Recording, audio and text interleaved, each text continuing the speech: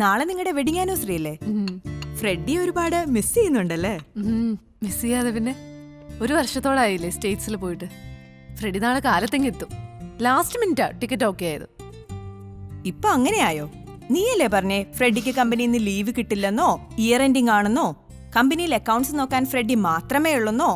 അങ്ങനെ 100 കൂട്ടം പ്രശ്നങ്ങളായിരുന്നല്ലോ. ഇത്രയും പെട്ടെന്ന് അതെല്ലാം സോൾവ് ആയോ? ഞാൻ നിർബന്ധിച്ച അവന് വരാതിരിക്കാൻ പറ്റുമോ? So what plans? എന്നെ ഇൻവൈറ്റ് ചെയ്യുന്നില്ലേ? നീ ഇല്ലാതെ പിന്നെ അധികം ആരും ഉണ്ടാവില്ല. ഇനിയിപ്പോ രവിയങ്കിളിനെ ഫാമിലിയും കൂടി ഒന്ന് ഇൻവൈറ്റ് ചെയ്യണം. തന്റെ മമ്മിയെ വിളിക്കുന്നില്ലേ? വിളിച്ചാലും വരൂന്ന് തോന്നുന്നില്ല. പപ്പ സമ്മതിക്കില്ല. പിന്നെ നിനക്കറിയാലോ, ഫ്രെഡിക്കും അങ്ങനെ പറയാനായിട്ട് ആരുമില്ല. ഏതായാലും ഞങ്ങൾ സെലിബ്രേറ്റ് ചെയ്യും. ഫസ്റ്റ് ആനിവേഴ്സറി ആയിട്ട് എന്ത് ഗിഫ്റ്റ് ചെയ്യാനാ നിന്റെ പ്ലാൻ? അത് സർപ്രൈസ്.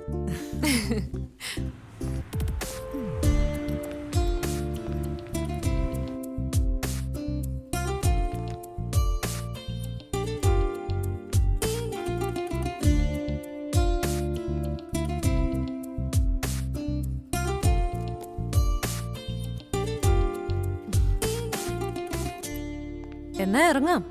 ഒരു 5 മിനിറ്റ്. ഒന്ന് വേഗം. അങ്കിൾ താഴെ വെയിറ്റ് ചെയ്യുന്നുണ്ടാവും. നിനക്കറിയാലോ അങ്ങേരുടെ സ്വഭാവം. ഇനിയും ലേറ്റ് ആയി കഴിഞ്ഞ പുള്ളി അങ്ങ് പോവും. എന്റെ വണ്ടി കേടാവാൻ കണ്ട സമയം.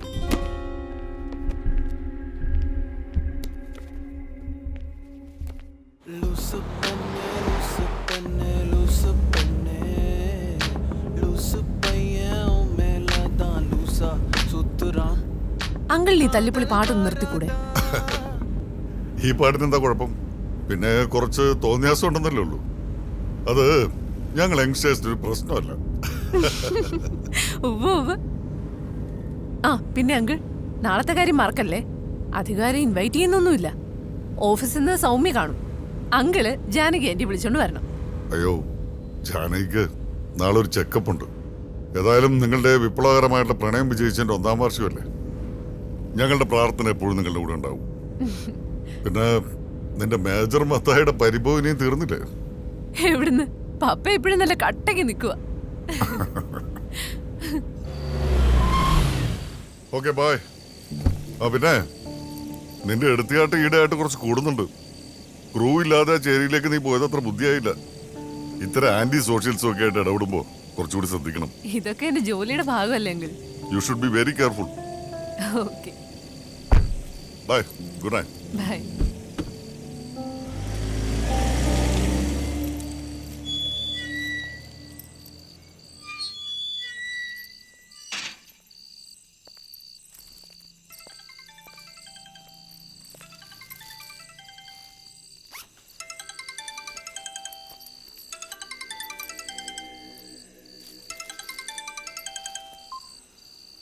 ആ സൗമ്യ, നീ വീടെത്തിയോ? ഞാൻ എത്തിയേ ഉള്ളൂ. എടി, ഞാനിന്ന് വാങ്ങിച്ച പുസ്തകം നിന്റെ ബാഗിലാണ്. ഞാനത് എടുക്കാൻ മറന്നു. സെയിൽസ്മാൻ ഒരുമിച്ചാ പാക്ക് ചെയ്തത്. അപ്പോഴത്തെ ധൃതിയിൽ ഞാനത് ഓർത്തില്ല. ഓ, നാളെ ഈവനിങ് നീ വരുമല്ലോ. അപ്പൊ ഞാനങ്ങ് തിരിച്ചു തന്നേക്കാം. വേണ്ട വേണ്ട, അത് നിന്റെ കയ്യിലിരിക്കട്ടെ. നിനക്കുള്ള എന്റെ ആനിവേഴ്സറി ഗിഫ്റ്റ് ആണ്. Keep it with you. It's a good book. Oh thank you, thank you. Okay by.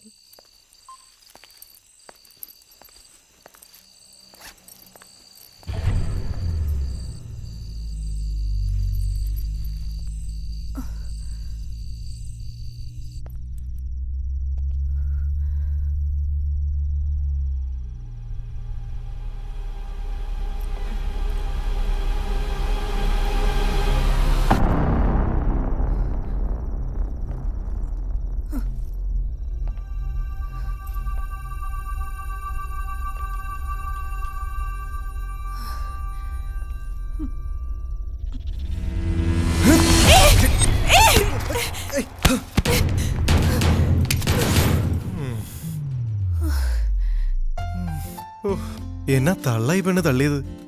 നീ ഇപ്പൊ ജേർണലിസ്റ്റ് ഒക്കെ നിർത്തി ബോക്സിംഗ് പഠിച്ചു തുടങ്ങി? പിന്നെ ഒറ്റയ്ക്ക് വീട്ടിൽ താമസിക്കുമ്പോൾ അത്യാവശ്യം ബോക്സിംഗ് ഒക്കെ പഠിക്കേണ്ടി വരും. നിനക്കാണെങ്കിൽ എന്നെ പറ്റി ഒരു വിചാരവും ഇല്ല. അല്ല, ഫ്രെഡി നാളെ രാവിലെ എത്തുന്നാണല്ലോ പറഞ്ഞത്. നിനക്കൊരു സർപ്രൈസ് തരാന്നാ വിചാരിച്ചത്, പക്ഷെ ഇത് ഞാൻ പ്രതീക്ഷിച്ചില്ല. നീ ആയിരിക്കും എനിക്ക് അറിയത്തില്ലല്ലോ. ഏയ്, എനിക്ക് അങ്ങനെ തോന്നണില്ല. ഞാനാണെന്ന് അറിഞ്ഞുകൊണ്ട് നീ ചെയ്തതാണോ എന്നൊരു സംശയം. വല്ലതും കഴിച്ചായിരുന്നോ? എവിടുന്ന്? അപ്പം കഴിച്ചില്ലായിരുന്നോ? ഇവിടെ ഇപ്പൊ എനിക്കുള്ളത് മാത്രമേ ഉണ്ടാവുള്ളൂ. അപ്പൊ ഇന്ന് രാത്രി ഞാൻ പട്ടിണിയോ? അത് പറ്റത്തില്ല. പിന്നെന്താ ചെയ്യാ? മോൻ ആദ്യം പോയി ഒന്ന് ഫ്രഷ് ആവ്.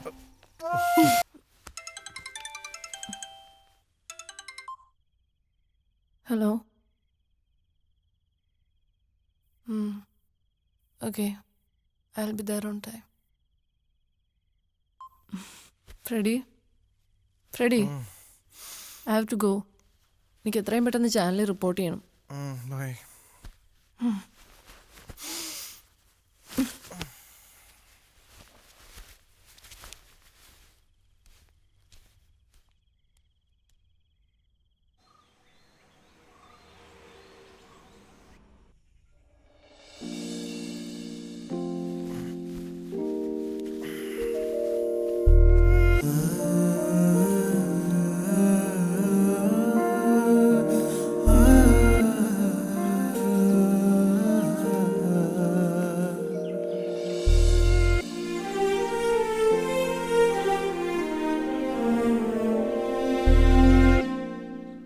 രാംദേവിന്റെ നിരാഹാര സമരം ദില്ലി രാംലീല മൈതാനിയിൽ areas.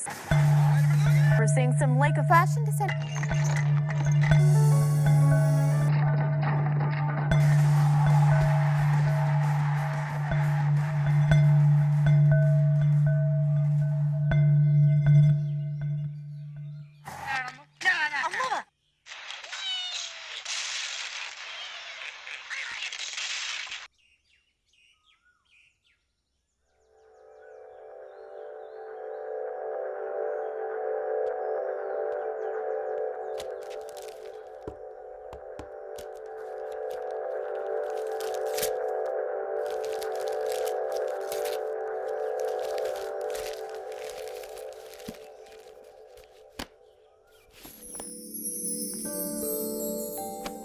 The problem with a good book is that you want to finish the book, but you don't want to finish the book.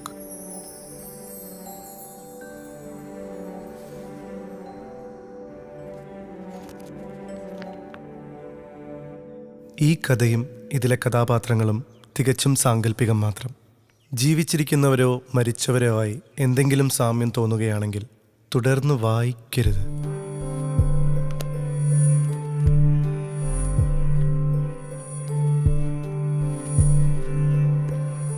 അധ്യായം 1. നിങ്ങൾക്ക് എന്നെ ജോൺ റയാൻ എന്ന് വിളിക്കാം, പക്ഷേ ഇതെൻ്റെ യഥാർത്ഥ പേരല്ല. ഞാൻ എന്നോ വായിച്ച പുസ്തകത്തിലെ ഒരു കഥാപാത്രത്തിൻ്റെ പേരാണ്.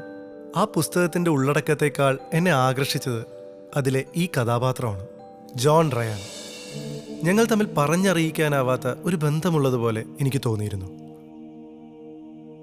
നന്നേ ചെറുപ്പത്തിൽ തന്നെ ഞങ്ങൾക്കിരുവർക്കും അച്ഛനമ്മമാർ നഷ്ടപ്പെട്ടിരുന്നു. ചിത്രം വരയ്ക്കാൻ അവനെപ്പോലെ തന്നെ എനിക്കും ഇഷ്ടമായിരുന്നു. ഒരുപക്ഷെ ആ പുസ്തകമായിരിക്കാം എൻ്റെ എഴുത്തിനുള്ള ഊർജം. എൻ്റെ പ്രണയിനിക്ക് നൽകുവാൻ ഇതിനേക്കാൾ നല്ലൊരു ഉപഹാരം ഈ ലോകത്ത് വേറെ ഉണ്ടാവില്ല. വേണമെങ്കിൽ നിങ്ങൾക്ക് പരിചിതനായ ഒരാളായി എന്നെ സങ്കല്പിക്കാം, അല്ലെങ്കിൽ നിങ്ങൾക്ക് ഇഷ്ടമുള്ള ഒരാളായി. അതിനേക്കാൾ നല്ലത് എന്നെ നിങ്ങളായി സങ്കല്പിക്കൂ. എനിക്ക് ധാരാളം കൂട്ടുകാരുണ്ടായിരുന്നു, പക്ഷേ പലപ്പോഴും ഞാൻ ഒറ്റയ്ക്കായിരുന്നു. അച്ഛനൊരു അക്കൗണ്ടൻ്റ് ആയതുകൊണ്ട് അദ്ദേഹത്തിൻ്റെ ജീവിതം മുഴുവൻ സംഖ്യകളിലായിരുന്നു. അമ്മയ്ക്ക് സ്നേഹിക്കാൻ മാത്രമേ അറിയൂ. ഞാൻ അച്ഛൻ്റെ വഴിയെ പോകുമെന്ന് അദ്ദേഹം പ്രതീക്ഷിച്ചിരുന്നു. പക്ഷേ എനിക്കിഷ്ടം ചിത്രങ്ങളോടായിരുന്നു. ഞാൻ എൻ്റെ വിരസമായ ജീവിതത്തിൽ അവർ ഇരുവരുടെയും സാമീപ്യം ആഗ്രഹിച്ചിരുന്നു.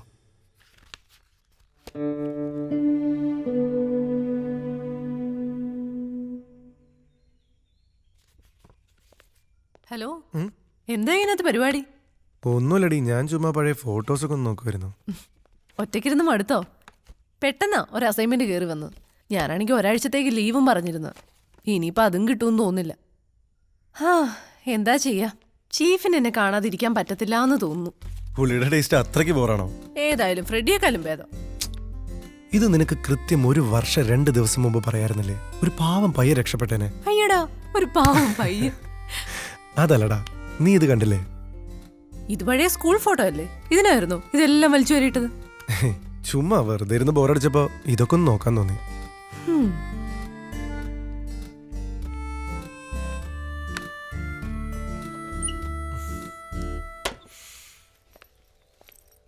ഇതേതാ ഈ പുസ്തകം? നമ്മുടെ ബെഡ്റൂമിൽ നിന്ന് കിട്ടിയതാ. ഞാൻ വിചാരിച്ചു തൻ്റെ ആണെന്ന്. ആ, ഇത് സൗമ്യ തന്നതാ, ഓ, നമ്മുടെ ആനിവേഴ്സറി ഗിഫ്റ്റ് ആയിട്ട്.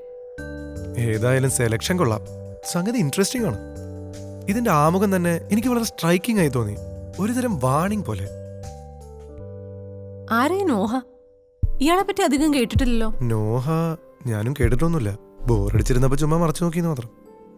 അതേതായാലും നന്നായി. കുറച്ചു നാളത്തേക്ക് ഫ്രെഡ് ഇതിന്റെ പുറത്ത് എൻഗേജ്ഡ് ആവുമല്ലോ. ഓഹോ, അപ്പൊ ഇതൊക്കെ പ്രീ പ്ലാൻഡ് ആണോ?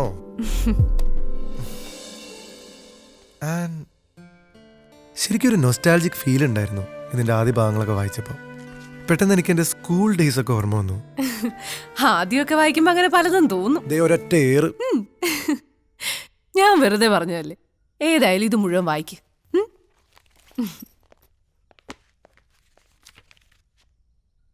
ചിത്രങ്ങളോടുള്ള പ്രണയം എന്നെ ഒരു ഫോട്ടോഗ്രാഫറാക്കി മാറ്റി. A fashion photographer.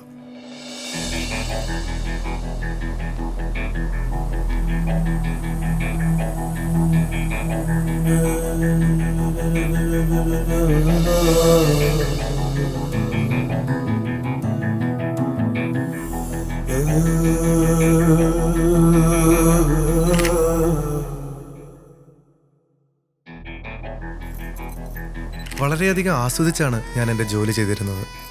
ആ ദിവസം വരെ. അന്നു മുതലാണ് എല്ലാം മാറി തുടങ്ങിയത്.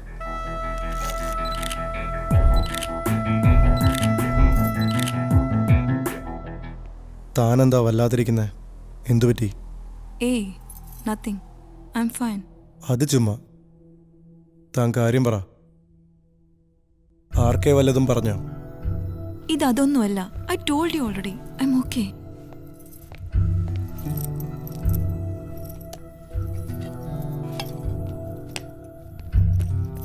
താൻ ടെൻസ്ഡ് ആണെന്ന് തന്നെ കണ്ടറിയാം. പറ, താൻ ആരെയാ പേടിക്കുന്നേ? എനിക്കറിയില്ല അതാരാന്ന്. മേ ബി എന്നെ തന്നെയായിരിക്കും. ഞാനീ പറയാൻ പോകുന്ന കാര്യം നിനക്ക് എത്രത്തോളം മനസ്സിലാവുമെന്ന് എനിക്കറിയില്ല. ഒരുപാട് നാളായി എന്നെ അലട്ടുന്ന കാര്യം അത്. എവിടെ പോയാലും ഒളിഞ്ഞും തെളിഞ്ഞും അതെന്നെ പിന്തുടരുകയാണ്. എന്ത്? 23. മനസ്സിലായില്ല. ഇത് പെട്ടെന്ന് ആർക്കും മനസ്സിലാവില്ല. But I can feel it. It's everywhere. അതിനെ ചേസ് ചെയ്യാണ്.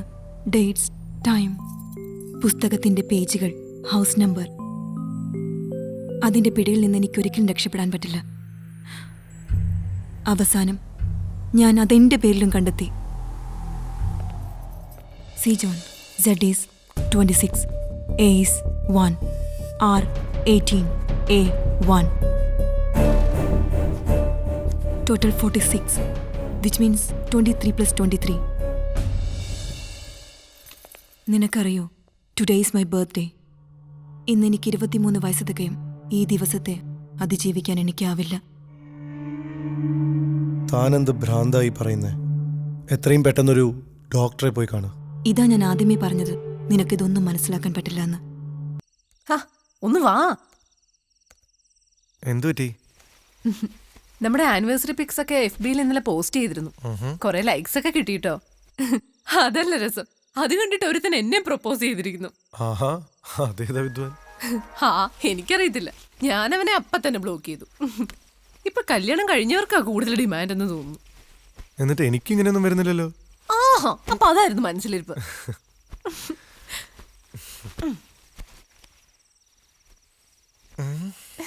നീ കിടക്ക്, നാളെ കാലത്ത് എണീറ്റ് പള്ളിയിൽ പോകാനുള്ള. വേണ്ട.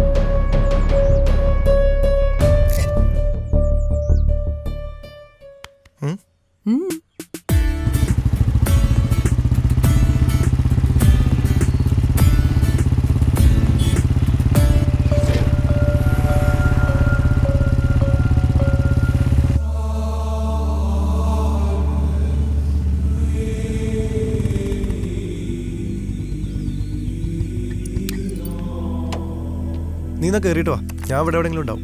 ഉം?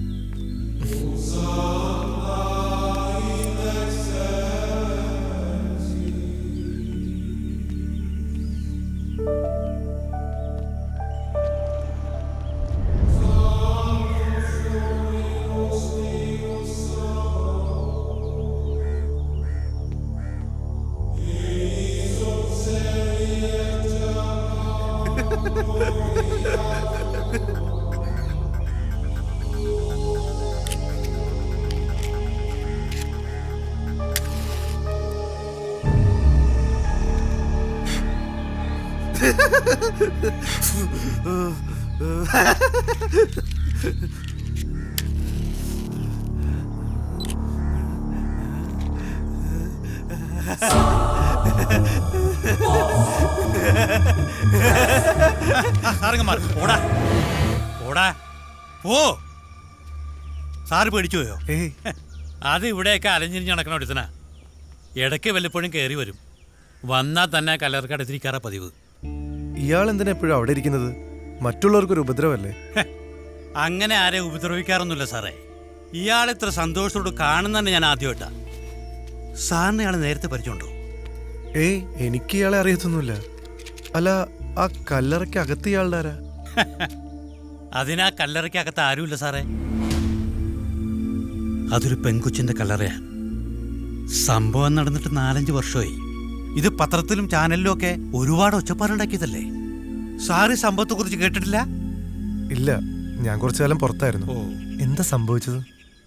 സംഗതി കൊന്നതാ. പക്ഷേ ബോഡി ഇതുവരെ കിട്ടിയിട്ടില്ല. ഇതിന്റെ പേരിൽ ഒരുത്തനെ പോലീസ് കുറെ കാലം കൊണ്ടുപോയി ജയിലിലിട്ടു. എന്നിട്ട് ബോഡി കിട്ടിയില്ലല്ലോ. പിന്നെ ആവശ്യത്തിന് തെളിവില്ല. ബോഡി കിട്ടിയില്ലെങ്കിൽ പിന്നെ ആ കല്ലറയ്ക്കകത്തെന്താ? അതാ കൊച്ചിനെ തന്തേം തള്ളേം ഒരു ഓർമ്മയ്ക്ക് വേണ്ടി വെച്ച വേറൊരു ഫലകമാ.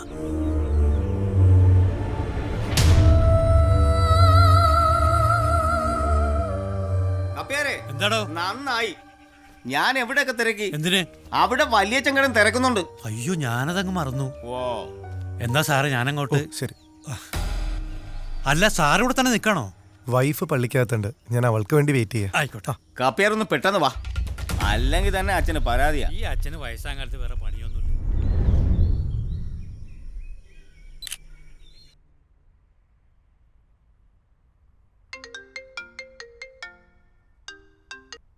ഹലോ അർജുൻ, പറയടാ. അങ്ങനെ പറയാൻ മാത്രം വിശേഷമൊന്നുമില്ല. അവിടെ എന്താ അവസ്ഥ?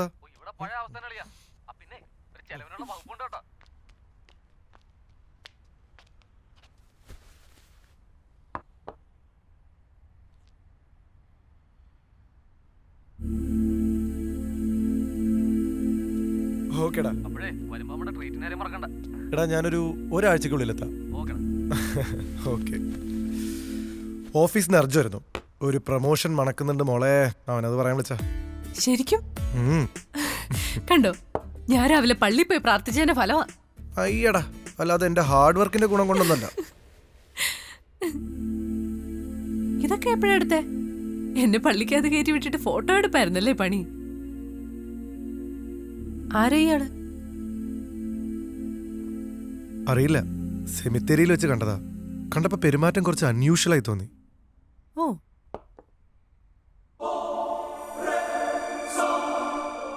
ഇതാ മിയ ഫെർണാണ്ടസിന്റെ കല്ലറിയല്ലേ? നിനക്കറിയോ? പിന്നെ അറിയാതെ. ജേർണലിസം പഠിക്കുന്ന സമയത്ത് ഇതിന്റെ പുറകെ ഞാൻ കുറേ നടന്നതാ, ഒരു ഫീച്ചർ ചെയ്യാൻ വേണ്ടിട്ട്. എന്നിട്ട് നീ അത് കംപ്ലീറ്റ് ചെയ്തോ? എവിടുന്ന്? ഇതിനു വേണ്ടിട്ട് കുറെ ഡീറ്റെയിൽസ് കളക്ട് ചെയ്തൊന്നല്ലാണ്ട് ഒരു ഉപകാരം ഉണ്ടായില്ല. അതൊക്കെ ആ സ്റ്റോർ റൂമിൽ കെട്ടി കിടക്കുന്നുണ്ട്. എന്നിട്ട് ആ പള്ളിയിലെ കപ്പ്യാര് പറഞ്ഞല്ലോ ഇതുമായി ബന്ധപ്പെട്ട് ആരെയോ അറസ്റ്റ് ചെയ്തോന്ന്. അതിനു പുറകെ പിന്നെ അന്വേഷണമൊന്നുണ്ടായില്ലേ? അതവളുടെ കോളേജിൽ പഠിച്ചിരുന്ന പയ്യനായിരുന്നു. കുറച്ചു നാളത്തെ വിചാരണയ്ക്ക് ശേഷം കോടതി അയാളെ വെറുതെ വിട്ടു. ഇപ്പൊ വരാട്ടോ.